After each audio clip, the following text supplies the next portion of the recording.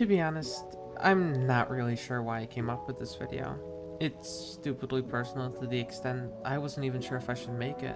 Though, I make videos to help people, to entertain or to distract, so if that's something I can do for at least one person, I'm happy. I know this isn't my traditional video, but it's something that came to me and I wanted to share it. I don't have dysphoria in the traditional sense. I've never felt disgust or hatred towards my body for how I was born. It's more like it doesn't really feel like me. I guess the best way to explain it is that it's not rejection, but more like mismatch. It's like looking in a mirror and recognizing yourself, but not feeling like it's who you are. Since my early teens, I've struggled with severe depression, and I could never place why I was feeling that way. My mom would always ask why I was crying and why I was depressed, but I could never give her a reason. I just felt shitty. It wasn't until I came out as trans when I was 15 that I felt like I had an explanation for how I felt. My mom didn't really approve, so it took a few long years of waiting until I was 18 before I could get on estrogen without her approval. Since then, I've grown a pair in the non-traditional sense and have done some work on my voice. Recently, I decided to unlist 2 old videos from earlier in this decade. I'm proud of who I was then, and I'm proud of who I am now. I think it's why I'm making this video. It's not to justify why I transitioned, but to show that being trans doesn't need to come from dysphoria. It could come from just wanting to feel more like yourself. Though I can't say not having dysphoria is all upsides. I know, my fellow queers are probably looking at their screens right now and being like, what? I would kill not to have dysphoria. And maybe you're right. But I won't lie when I say I've thought about detransitioning more than once. I'm not going to, just to be clear, but I've thought about it a lot. I've had a lot of imposter syndrome over not having dysphoria, and I still do. I used to feel like I didn't fit in because I couldn't relate to others, and sometimes I still feel that way. It's also not motivating. It's weird to think about it in this way, but not really having dysphoria doesn't really motivate you in the way that having it would. Hating a part of yourself kind of gives you a push to change, to improve, but having this weird, I don't care, doesn't really give you the same kind of motivation. It sucks a lot, especially as a person who already struggles with motivation.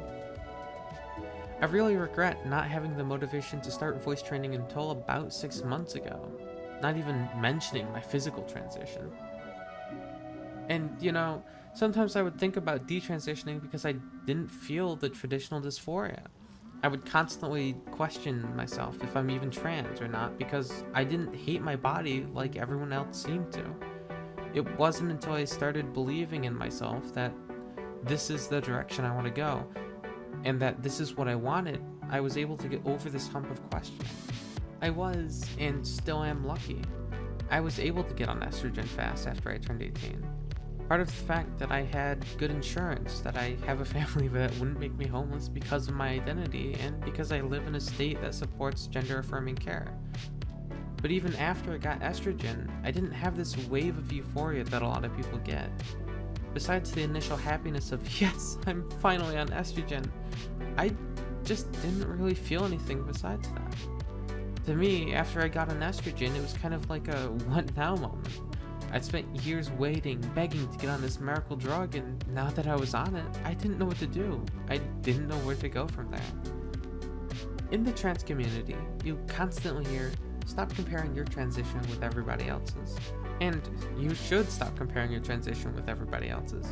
But that doesn't mean it's easy to. Every time I meet a new trans person and their voice is just fucking amazing, it's hard not to think to yourself, holy fucking shit, I want their voice. And I feel that way sometimes, I still do, but the best thing you can do is to change your mindset. Try to stop thinking my voice sucks and start working on it. Even if it feels really cringy, and I know I feel stupid and cringe really hard every time I do vocal exercises, but you won't get anywhere if you don't try or at least stay consistent.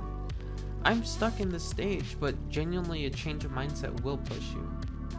I still have doubts. I have them often, but I learned that being trans isn't about proving it to anyone. It's about feeling comfortable being yourself. So if you're like me and don't fit the traditional story, it doesn't make you any less trans. You don't need to hate who you were in order to become who you want to be. I don't really know why I felt the need to make this video.